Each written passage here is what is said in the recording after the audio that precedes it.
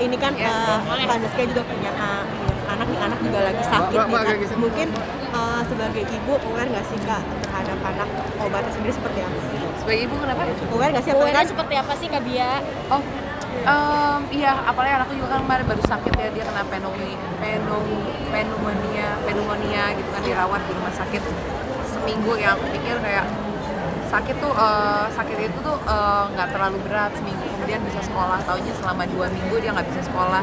Ya udah, anak kalau udah lagi sakit itu bawaannya udah kayak udah jadi prioritas sih. Semua hal aku tinggalin, kerjaan, jadwal-jadwal yang lain, karena emang kalau anak sakit udah fokusnya udah ke dia aja gitu. Jadi emang selalu berharap gimana sih ngejaga imun tubuh anak tuh bisa tetap baik gitu loh. Karena dengan anak banyak, satu sakit tuh biasanya muter. Apalagi kemarin yang sakitnya Kaba itu kan ternyata juga sakit yang nular gitu kan.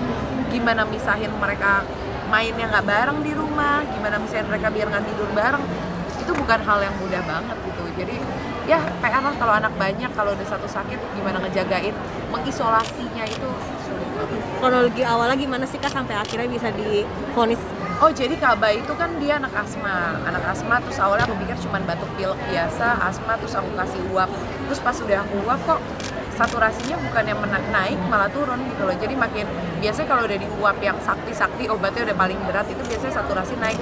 Tapi ini dari 91 turun sampai 86, dan itu jarak waktunya tuh pendek banget, kayak dalam setengah jam turunnya 86. Udah panik banget, udah nggak tahu harus ngapain, akhirnya ke rumah sakit.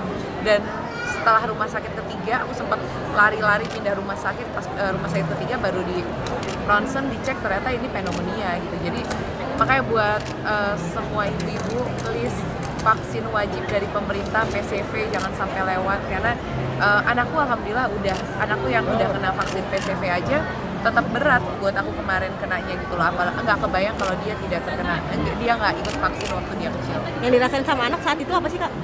Ya nggak bisa nafas lah. Saturasi orang normal 98, 99, ya 97 ke atas.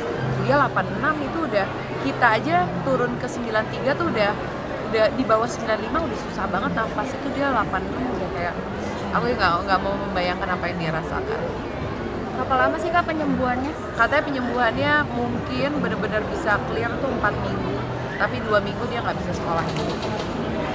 Saat ini kondisi gimana Pak? Oke sih, cuman emang belum masuk sekolah karena kan belum 2 minggu juga kan. Jadi ya masih menjelaskan dia bahwa kamu masih di rumah padahal dia udah pengen sekolah, terus masih banyak pantangan makan. Jadi yang dia nangis tuh kayak, aku nggak boleh makan ABC, aku nggak boleh kesini-sini ya. Dia udah ngerasa oke, tapi menurut dokter kan kalau belum 2 minggu kan virusnya belum mati banget kan. Jadi ya dia udah ngerasa oke pengen ABC, tapi belum dikasih gitu. Jadi itu sih yang menjelaskan ke dianya aja. Kak, dengan banyak anak artinya apalagi anak lagi sakit segala macam. Cara motivasi atau mungkin seperti apa sih? Ya makanya aku tidak bisa bekerja terlalu banyak, aku nggak bisa ambil kegiatan terlalu banyak. Emang hari-hari aku ya aku ngurusin anak di rumah, nganter jemput mereka sekolah apa.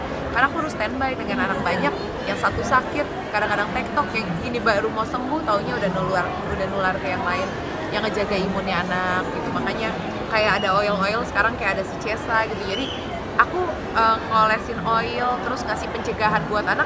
Nggak cuma ketika mereka sakit baru aku obatin, aku pijet, aku olesin, aku apa.